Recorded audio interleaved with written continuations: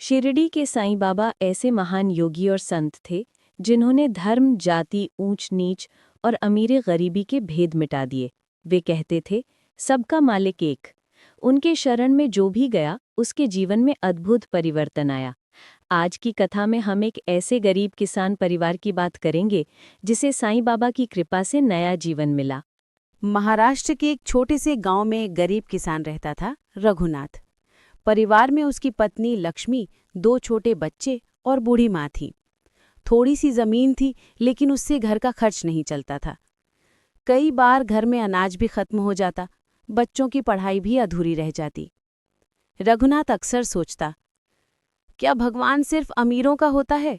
गरीबों के हिस्से में हमेशा दुख ही लिखा है क्या? लेकिन उसकी पत्नी लक्ष्मी देवी हमेशा उसे ढाढ़स देती। वे कहती, सुनो रघुनाथ, शिरडी के साईं बाबा के बारे में सुना है? जो भी भक्त उनके चरणों में जाता है उसके सारे संकट मिट जाते हैं।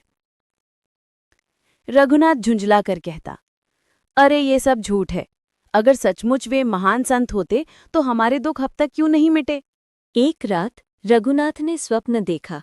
स्वप्न में एक फकीर उसके सामने खड़े थे। उन्होंने कहा, बाबा, निराश मत हो, शिरडी आओ, तुम्हारे कष्ट दूर होंगे।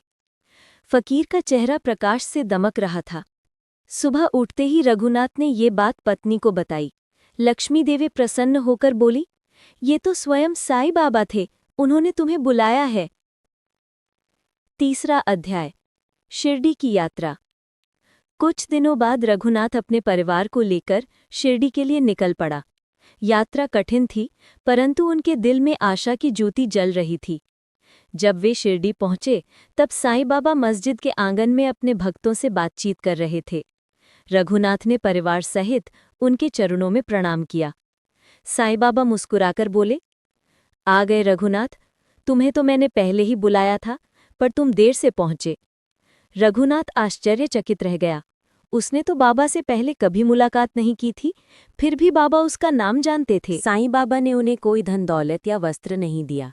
वे बोले, बेटा, 3 दिन तक यहीं मस्जिद में रहो, जो मिलेगा वही खाओ, जो कहा जाएगा वही करो।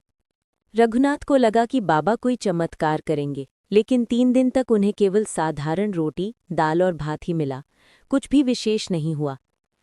चौथे दिन रघुनाथ ने झुंझलाकर कहा, बाबा, लोग कहते हैं आप महान संत हैं, लेकिन हमारे दुख तो वैसे ही हैं। साईं बाबा ने शांत स्वर में उत्तर दिया, तुम सुख दौलत ढूंढने आए हो या शांति? याद रखो, असली संपत्ति श्रद्धा और सबूरी है। उसी शाम गांव से खबर आई। रघुनाथ की गांव के पास की जो जमीन सालों से बंजर पड़ी थी, अचानक वहां पानी का झरना फूट पड़ा। वो जमीन उपजाऊ बन गई। गांव के लोग आए और बोले, रघुनाथ, उस जमीन का आधा हिस्सा तो तुम्हारा है, अब तुम वहां खेती कर सकते हो। ये सुनकर रघुनाथ दंग रह गया। उसने साईं बाबा की ओर देखा। बाबा ने मुस्कुराते हुए कहा, देखा बेटा, जो धैर्य रखता है और श्रद्धा करता है उसे ईश्वर कभी खाली हाथ नहीं छोड़ते। रघुनाथ और उसका परिवार भाव विभोर होकर बाबा के चरणों में गिर पड़ा।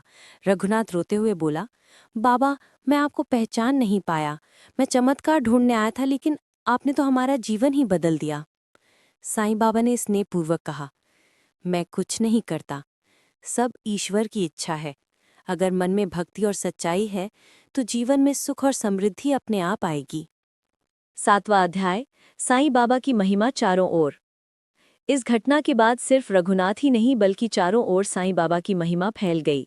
कोई बीमार आकर ठीक हो गया, कोई गृह कलह से मुक्त हुआ, कोई व्यापार में सफलता पाने लगा।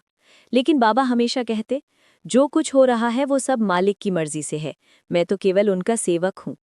8वां अध्याय, असली शिक्षा। समय बीतता गया। रघुनाथ ने परिश्रम किया और धीरे धीरे संपन्न हो गया, लेकिन उसने कभी घमंड नहीं किया। वो साईं बाबा की बात हमेशा याद रखता, सभी की सेवा करना, गरीब और ज़रूरतमंद की मदद करना, धर्म और जाति के भेद भूलकर सबको भाई मानना।